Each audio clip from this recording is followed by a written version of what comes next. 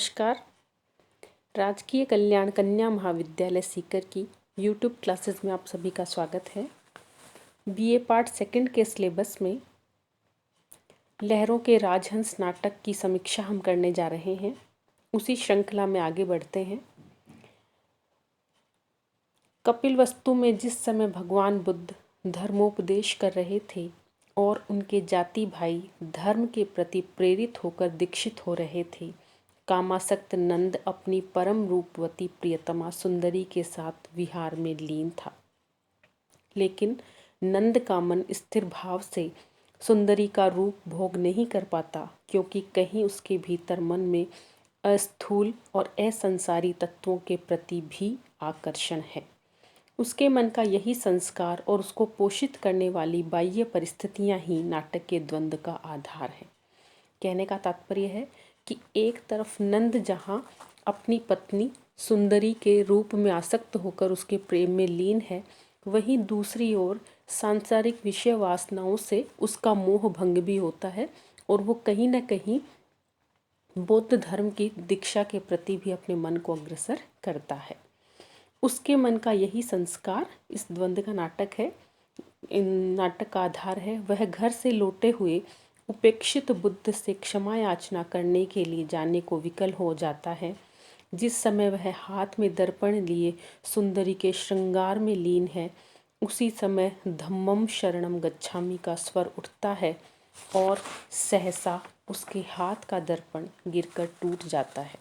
सुंदरी का जो प्रसाधन है वह स्वयं नंद अपने हाथों से करता है, लेकिन जैसे ही बुद्ध का यह ज्ञान सूत्र उसको सुनाई देता है, उसके हाथ से वो शीशा छूट जाता है। दर्पण का टूटना और कमल ताल में डोलती हुई बुद्ध की कल्पित छाया ऐसे ही प्रतीक हैं जो नंद की अस्थिर और दुविधाग्रस्त मनोदशा का संकेत करते हैं। जहाँ नंद एक ओर अपनी पत्नी के मोह में बंधा है, वहीं दूसरी ओर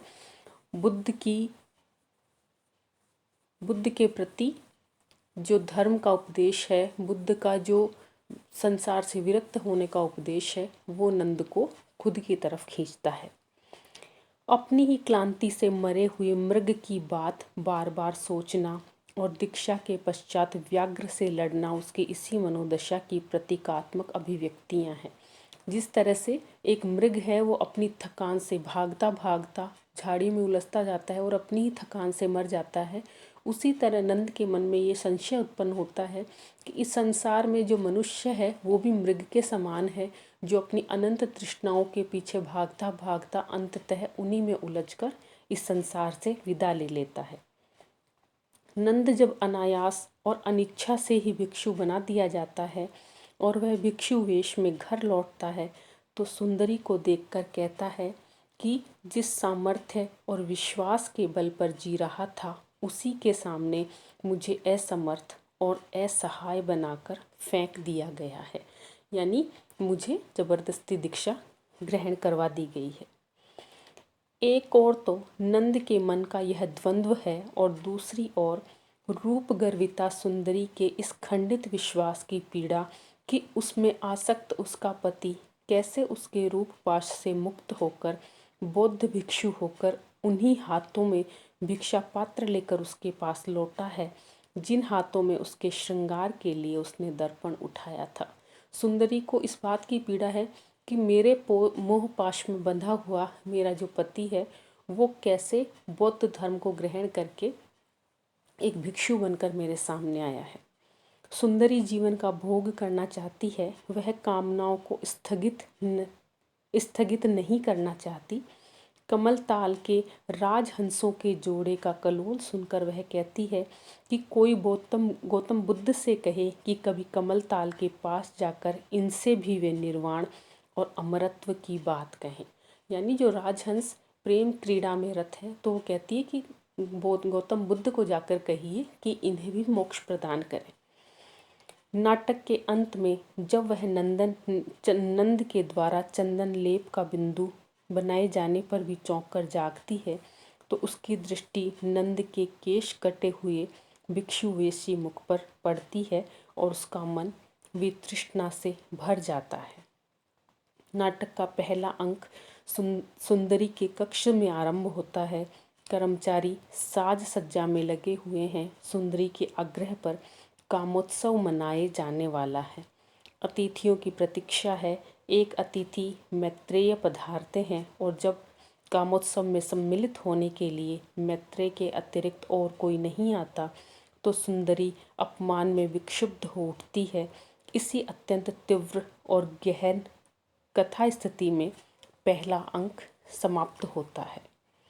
कामोत्सव का आयोजन इस संदर्भ में विशेष नाटकीय अर्थ और तीव्रता ग्रहण कर लेता है कि दूसरे ही दिन रानी यशोधरा भिक्षुणी बनने जा रही है। कामोत्सव के आयोजन में लगा हुआ शामांग कहता है कि कल प्रातः देवी यशोधरा भिक्षुणी के रूप में दीक्षा ग्रहण करेंगी और यहाँ रात भर नृत्य होगा, आपानक चलेगा। आपानक से मतलब मदिरापान चलेगा।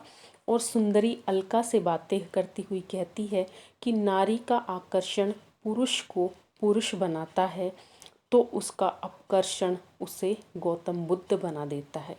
यानी स्त्री के प्रति जो आकर्षण है वो वास्तव में एक पुरुष का जो पौरुष है वो जगाने का काम करता है, लेकिन यदि नारी के प्रति पुरुष का मोह भंग हो जाए या उसके प्रति उदासीनता हो जाए तो वो गौतम बुद्ध बना दिया जाता है। कमल ताल में राजहंसों का कलरव और शामांग द्वारा छाया की कल्पना इस प्रसंग को गहरी नाटकीय व्यंजना प्रदान करती है। राजहंसों का कलरव यहाँ भोग का प्रतीक है और शामांग के द्वारा उन कमल ताल के हंसों पर पत्थर फेंके जाना और शामांग का विक्षिप्त हो जाना, पागलपन की हरकतें करना है, वो नंद के अस्थिर मन का प्रतीक इस नाटक में बताया गया है। वस्तु विधान में नाटकीय कथा का उद्घाटन बहुत महत्वपूर्ण है और ये जो नाटक है इसका पहला अंक इसी उद्घाटन में लग जाता है। दूसरा अंक भी सुंदरी के ही कक्ष से प्रारंभ होता है।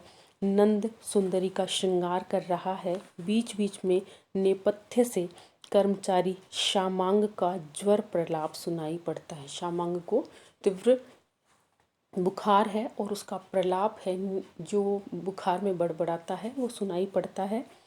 वो कहता है कि इन लहरों पर से यह छाया हटा दो, मुझसे यह छाया नहीं ओढ़ी जाती।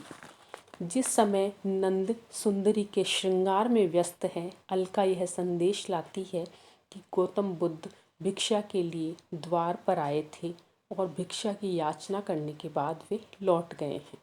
नंद सुंदरी से कहता है कि मुझे जाकर इस प्रमाद के लिए उनसे क्षमा याचना करनी चाहिए, यानी मुझसे जो भूल हुई उसकी मुझे क्षमा गौतम बुद्ध से मांगनी चाहिए। सुंदरी यह कहकर अनुमति दे देती है कि जाइए, लौटकर आप ही इस विशेषक को पूरा करेंगे। विशेषक यानी सुंदरी के जो प्रसाधन, सुंदरी के मुखमंडल पर जो लेप कर रहे थे, जो तिलक लगा रहे थे, वो सूखता नहीं है। तो वो कहती है कि ये मेरा जो प्रसाधन है, मेरा जो सौंदर्य आप कर रहे हो, जो अंगराग का लेप कर रहे हो, वो आप ही पूरा करोगे, किसी अन्य दासी से मैं नहीं कराऊंगी और तभी मैं शेष श्रृंगार करूंगी।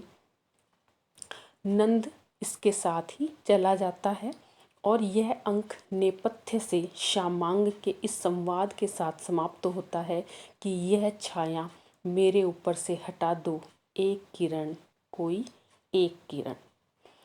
इस तरह से नंद, यह अंक दूसरा संचरण है। अंक समाप्त होते होते कथा का मूल द्वंद्व आरंभ हो जाता है। नंद बुद्ध के पास क्षमा याचना के लिए चले जाते हैं और सुंदरी अधूरा श्रृंगार लिए उनके वापस लौट आने की प्रतीक्षा में बैठी रहती है। इस अंक में सुंदरी की चरित्र रेखाएं और स्पष्ट होती है और नंद के मन की दुविधा और द्वंद्व समाप्त स्पष्ट होने लगता है। नंद हाथ में दर्पण लिए सुंदरी के श्रृंगार में योग दे रहा है। इतने में नेपथ्य में धम्मम शरणम गच्छामि का स्वर सुनाई देता है। सुंदरी कहती है, देखिए दर्पण हिल गया। इस अंक का श्रृंगार प्रसंग बड़ा ही कोमल और सरस है और हिंदी नाट्य साहित्य में नितांत नया है। इस तरह से नाटक के दूसरे अंक का सार संक्षिप्त हमने यहाँ पढ़ा है। हमारे अगले वीडियो में हम तीसरे अंक का जो सार है वो पढ़ेंगे। तब तक के लिए धन्यवाद।